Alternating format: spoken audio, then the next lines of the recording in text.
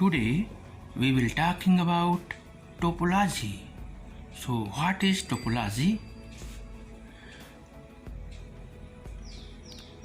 Topology दो शब्दों टोपो plus लाजी से बना हुआ है. Topo means surface,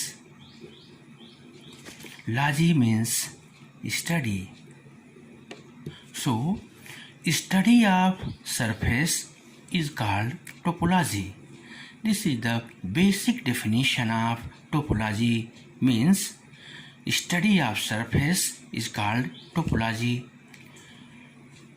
In 1752, great mathematician Euler explained topology in two different ways. How many? Two. So topology in two different ways. One is geometrically and other is abstract. So geometrically means he explained topology in terms of figures,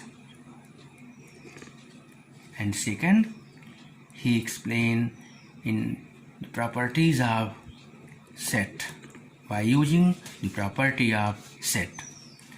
So this topology is very nice, which is useful, और इसी के बारे में हम लोग study करेंगे अपने syllabus में, जो कि बहुत ही इंटरेस्टिंग है. तो जो दो प्रकार से इन्होंने टोपोलॉजी को डिफाइन किया, तो पहली टोपोलॉजी ज्योमेट्रिक फॉर्म में एक्सप्लेन किया. तो ज्योमेट्रिक फॉर्म का मतलब ये हुआ कि जैसा कि हम लोग स्टडी करते हैं 1 डायमेंशन, 2 डायमेंशन, 3 डायमेंशन, तो इसमें किस प्रकार से टोपोलॉजी डिफाइन होगी, इसके बारे में इन्होंने बताया. तो देखिए, जैसा कि हम जानते हैं कि 1 dimension means R1. R1 is nothing but R, like a real line. This is 1 dimensional space. R2 means 2 dimensional. So this is R2. This is 2 dimensional space. R3 means 3 dimensional space. This is R3. Mathematicians also generalized this case. So generalized case is called n dimensional space, यानी Rn. तो ये हुआ dimension के बारे में. अब देखिए, इसी को स्फीयर के फॉर्म में कैसे इन्होंने डिनोट किया. तो 1 dimension means line. So this is collection of points. So in terms of sphere, 1 dimension को इन्होंने कहा S0 स्फीयर. 2 डायमेंशन को इन्होंने कहा S1 sphere. 2 dimension means circle. This is S1. 3 dimension means like cube, cuboid, also sphere. So this is S2 sphere. So in general, n dimensional in terms of sphere is called Sn minus 1 sphere. So this is the notation in terms of sphere. अब हम लोग geometrically जो definition है, तो देखिए, जैसे कोई circle है, इस सर्किल से हम लोग बना दिए स्क्वायर. तो इन दोनों की आप आकृति देखिए, तो शेप तो चेंज हो गया, लेकिन चेंज क्या नहीं हुआ इसका. तो जो चेंज नहीं हुआ उसी का नाम है टोपोलॉजी, अर्थात इनकी टोपोलॉजी में कोई परिवर्तन नहीं हुआ. इसी को यदि ऐसा कर दें तो इसकी टोपोलॉजी में कोई चेंज नहीं हुआ. तो शेप तो चेंज हो गया, लेकिन टोपोलॉजी इसकी चेंज नहीं हुई. तो देखिए, अब इसकी ज्योमेट्रिक डेफिनेशन क्या है? So study of continuous shapes especially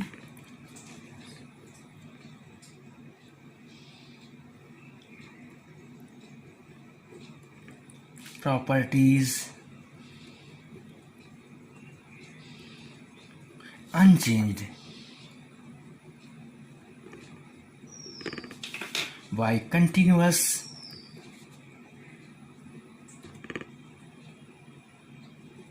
deformation.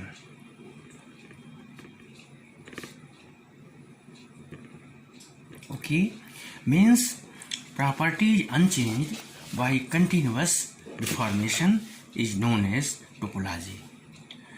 अब जैसे हम लोग 3 डायमेंशन में देखें तो 3 डायमेंशन में दिस इज क्यूबॉइड. ओके,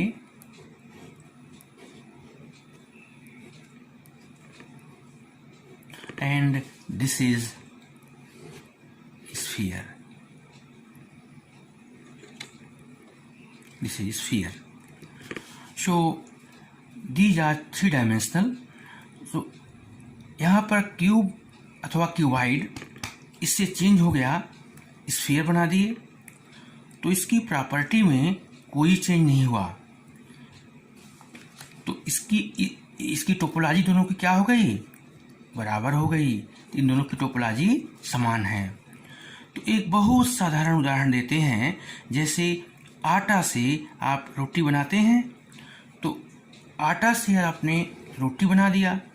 यदि किसी को पराठा खाने की इच्छा है तो उसने पराठा बना दिया.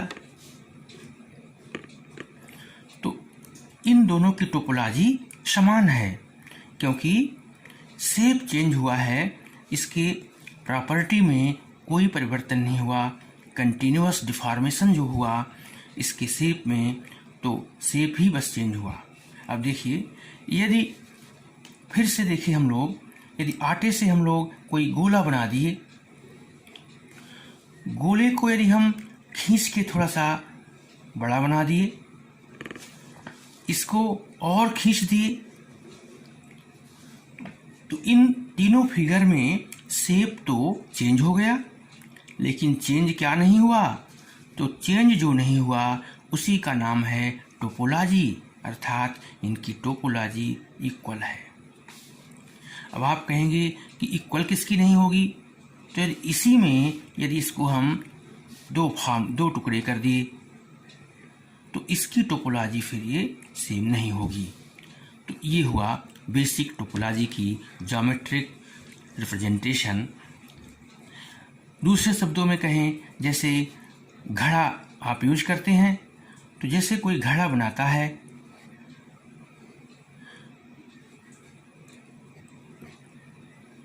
इसी मिट्टी से यदि सुराही बना दी जाए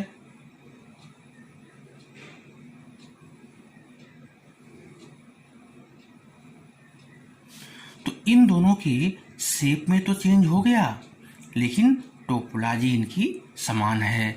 तो ये हुई geometric definition with example of topology. अब नेक्स्ट हम लोग स्टडी करेंगे टोपोलॉजी समुच्चय के रूप में